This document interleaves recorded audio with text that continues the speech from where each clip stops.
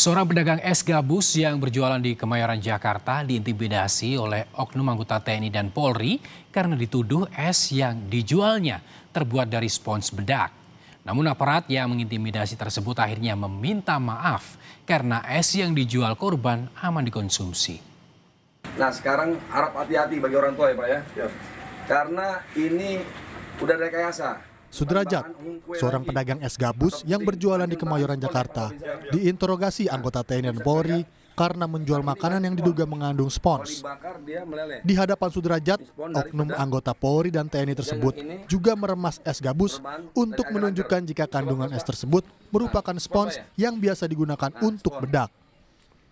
Tak sampai di situ, dugaan intimidasi oknum aparat terhadap Sudrajat juga berujung pada dugaan penganiayaan. Sudrajat mengaku sempat disekap dan dianiaya hingga mengalami luka di bagian wajah dan bahu. Keliling udah dipanggil, "Bang, es bang." Taunya dia dibejek-bejek sama anaknya. Jangan itu ada racunnya. Yang bilang itu siapa ya? Anaknya dia. Marah-marah saya ditonjok cetot ya. Berapa kali Bapak dipukul? 5 kali. Bagian apa? Meski Sudrajat telah mengalami intimidasi, ternyata es gabus yang ia jual tidak mengandung bahan berbahaya. Sampel jajanan es gabus sudah diperiksa Puslap 4 Polri dan dinyatakan aman dikonsumsi.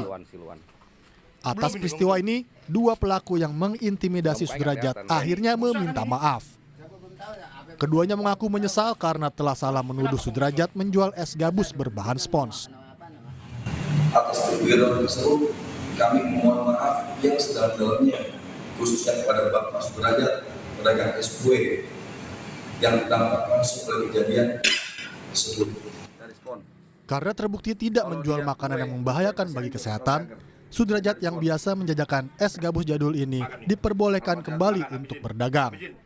Namun Sudrajat mengaku kapok berjualan karena khawatir diintimidasi kembali. Tim Liputan, Kompas TV.